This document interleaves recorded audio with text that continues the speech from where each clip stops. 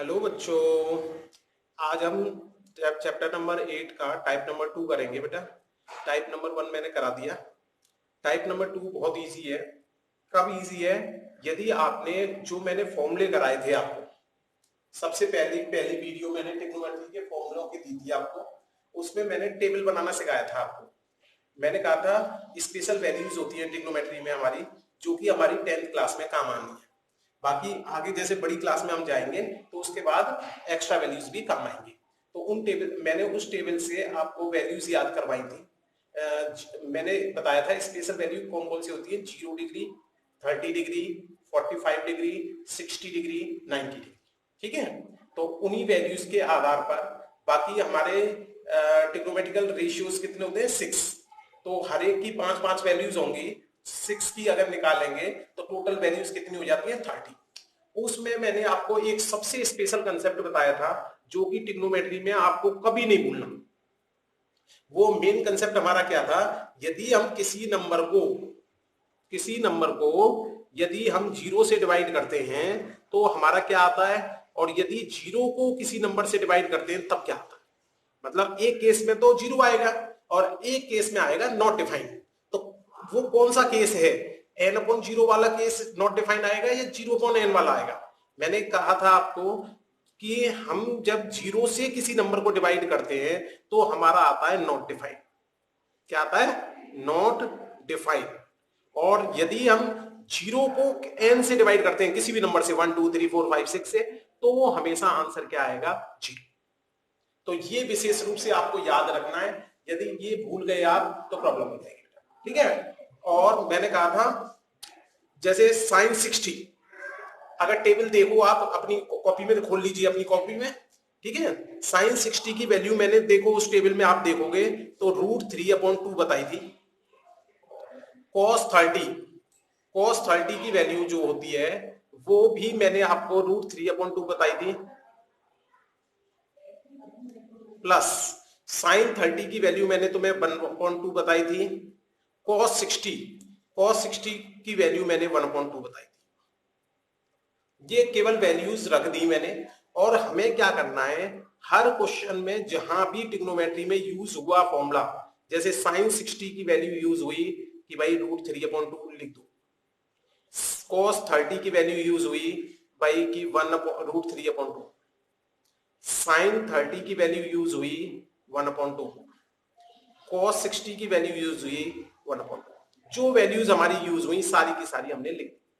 इसे लिखने का फायदा यह है, धीरे धीरे धीरे धीरे कुछ वैल्यूज हमें याद हो जाएंगी। ठीक है। हमें सारी वैल्यू याद नहीं करनी, हमें तो टेबल बनानी है और हमारा काम हो जाएगा। ठीक है।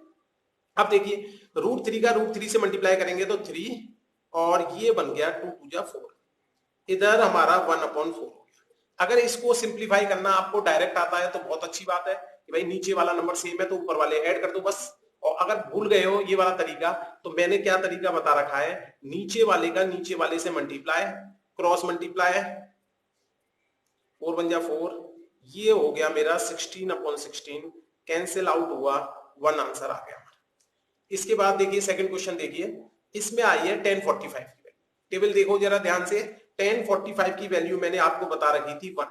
अब क्योंकि इस पे स्क्वायर लग रहा है इसलिए इस पे स्क्वायर लगा दिया।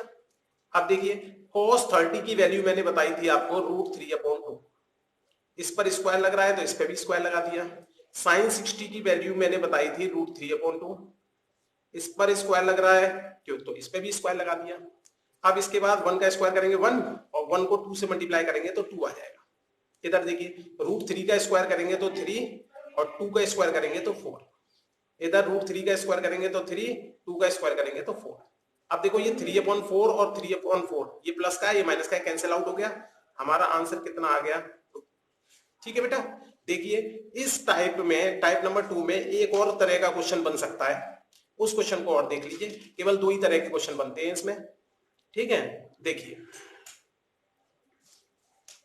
सेकंड तरह का क्वेश्चन कैसे बन सकता है हमारा, जैसे ये दे रखा है 10a + b = √3, 10a - b = 1/√3। तो हमें a और b की वैल्यू फाइंड करनी है। ये कंडीशंस दे रखी हैं। 10th क्लास में ऐसी कोई कंडीशन नहीं देगा जिससे कि हमारी प्रॉब्लम क्रिएट हो। आगे की क्लासों में हमें इन कंडीशन पे ध्यान भी देना पड़ता है। ठीक है। तो इसलिए इनमें ज्यादा ध्यान नहीं देना, जो लिखा है लिखा रहेगा। आप तो सीधे सॉल्यूशन पे आइए।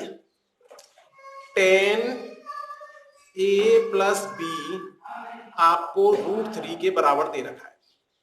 अब आप याद कीजिए कि भाई टेबल में देखिए कि टेबल में ये देखो कि भाई √3 वैल्यू 10 में, क्योंकि ये 10 है तो यहां पे भी 10 लाना पड़ेगा, तो √3 वैल्यू 10 में किस पे आती थी? 0 डिग्री पे आती थी, 30 डिग्री पे आती थी, 45 पे आती थी, कि 60 पे आती थी, कि 90 पे? तो आप जब टेबल में ध्यान से देखोगे तो आप पाओगे √3 वैल्यू आती थी 1060 पे। हमने लिख दिया। दूसरा कंसेप्ट हमें दे रखा है 10a-b का। 10a-b जो है 1/√3 के बराबर है। अब ये भी 10 आ रहा है तो इसका मतलब इधर भी 10 लाना पड़ेगा। तो 10 में आपने याद किया कि भाई 10 में 1/√3 वैल्यू कब होती थी? जब आपने टेबल देखा तो 10 में 30 पर पाया कि 1/√3 वैल्यू होती थी। अगर इन दोनों का कंपैरिजन करें, ये भी 10 आ रहा है, ये भी 10 आ रहा है, तो हम लिख सकते हैं कि a+b = 60 डिग्री। यहां पर कंपैरिजन करें तो हम लिख सकते हैं a-b = 30 डिग्री। अब याद करो चैप्टर नंबर 3 को, क्या चैप्टर नंबर 3 में अगर ये ऐसे दिया होता x + y = 60, x - y = 30, तो हम सॉल्व नहीं कर पाते थे। सेम वही प्रोसीजर है, बस x की जगह a लिख दिया है और y की जगह b लिख दिया है। तो हमने इन दोनों इक्वेशन को सॉल्व किया। मैंने चैप्टर नंबर 3 में आपको 3 तरीके बताए थे अलजेब्रिक सॉल्यूशन के लिए। एक तरीका मैंने ग्राफ वाला बताया था, तो ग्राफ वाला नॉर्मली हम ज्यादा केसों में यूज नहीं करते, जब वो कहेगा तभी हम ग्राफ का यूज करते हैं, ठीक है। और नॉर्मली हम तीनों में से कोई भी तरीका यूज कर सकते हैं। एक का नाम मैंने बताया था आपको सब्स्टिट्यूशन, एलिमिनेशन और क्रॉस मल्टीप्लिकेशन, जो भी आपको अच्छा लगे उससे कर सकते हैं। तो मैंने क्या किया, इसमें मैंने एलिमिनेशन वाला मेथड लगा दिया। चलिए मैंने क्या किया, इन दोनों इक्वेशंस को प्लस कर दिया।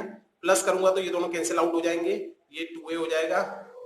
हमेशा याद रखो मैथ के अंदर कोई भी दो इक्वेशन को प्लस कर सकते हैं, माइनस कर सकते हैं, मल्टीप्लाई कर सकते हैं, डिवाइड कर सकते हैं। तो हमने प्लस करके काम चला दिया क्योंकि हमारा एक एलिमिनेट हो गया, ठीक है। तो अब ये 2a आ गया, तो यहां से a की वैल्यू मेरी 90/2 हो गई। इसका मतलब ये 45 डिग्री हो गई।